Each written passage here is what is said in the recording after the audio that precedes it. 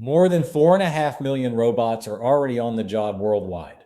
Almost everyone is locked behind a factory wall. AI is changing that, teaching robots to handle the messy, unscripted world with us. Right now, not in 10 years, right now, robots are moving through hospitals, down sidewalks, across factory floors, doing the jobs people can't, won't, or shouldn't. No fanfare. They just started working. In this video, I'll show you why AI robots are already relevant. We'll hit the 5 kinds of work, pulling them into the real world. Jobs nobody can fill, those too dangerous for people. Work that breaks the body. Tasks where precision beats strength, and the jobs an aging population will force us to solve.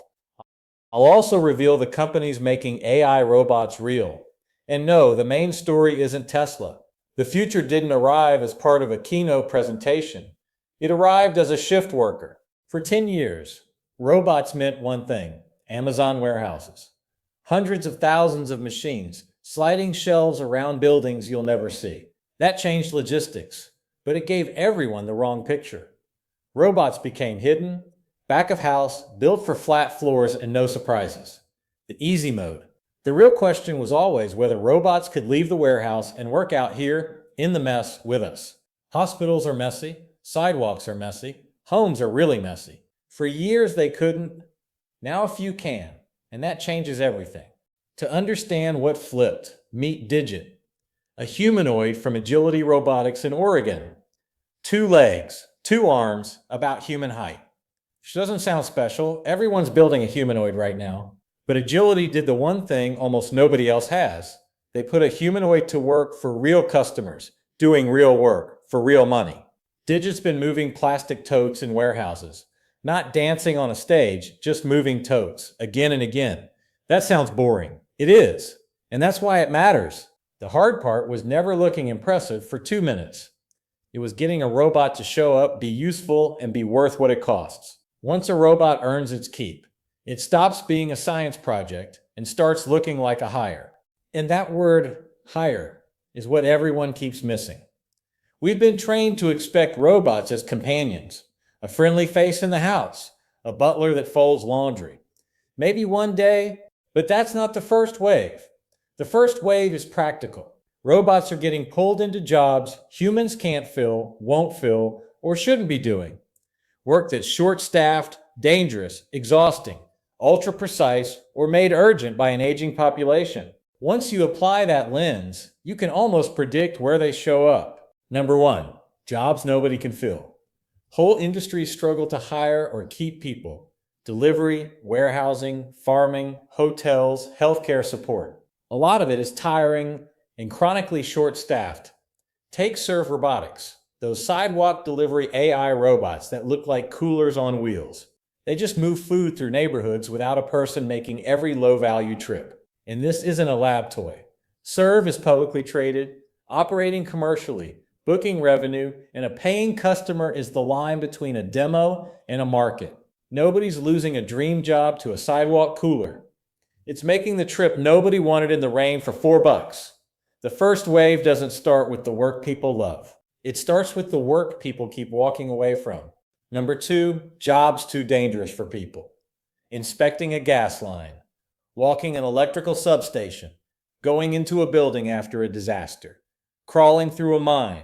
Send a human has always quietly meant send a human into harm's way.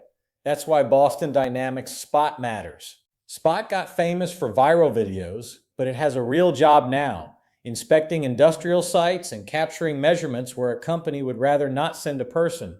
That's not a robot taking a job. It's a robot taking the risk. Number 3, jobs that break the body. Not work we can't staff. Work that injures the people who do it. Lifting, hauling, bending, sorting, walking the same route for hours. Boring for the brain, brutal for the back and knees. That's what Agility Robotics' Digit robot is built for. So is Figure's humanoid, tested in car manufacturing, and Boston Dynamics' new electric Atlas, headed for industrial work with Hyundai. The point isn't that the robot looks cool. It's that the machine takes the grind and frees the human for judgment and problem solving. That's the better automation. Not replacing people, because we can, but moving them off the jobs that wear them down.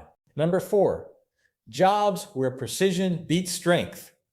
We assume robots are clumsy. Plenty are. But in the right setting, a machine is steadier and more repeatable than any human body. Surgery's the clearest case. To be clear, today's surgical robots aren't autonomous doctors. They're precision tools a surgeon controls. But that's the pattern.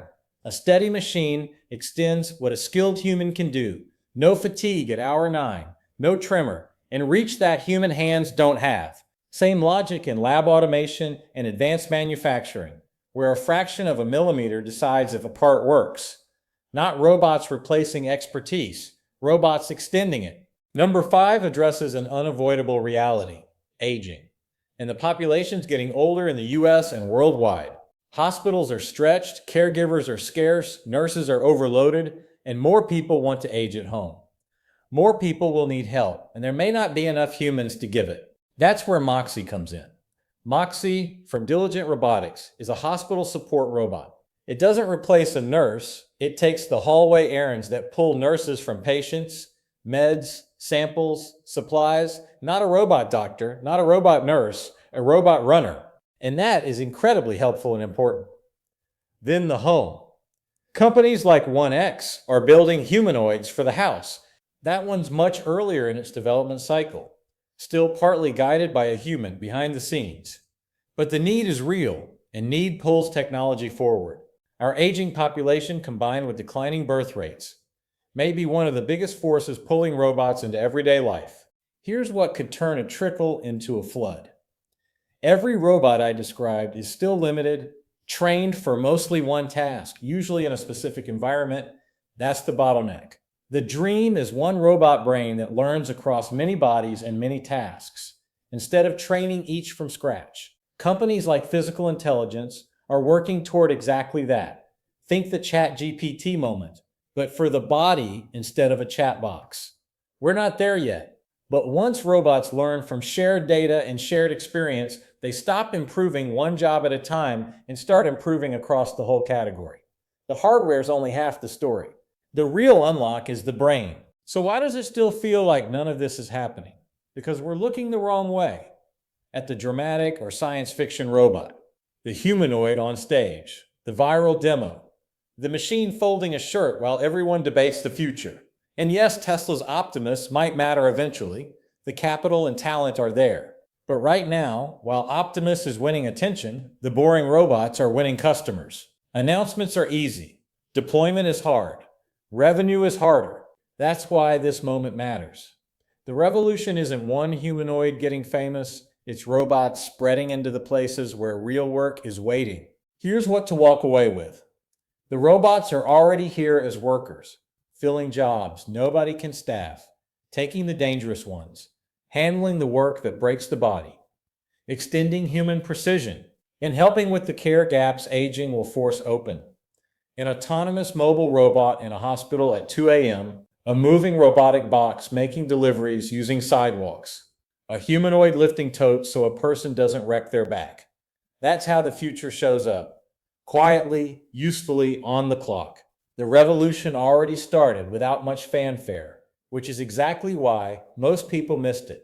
If you want to go deeper, I have compiled new physical AI market analysis into a free research paper covering the physical AI robotics segment and a case study on Agility Robotics and their Digit robot.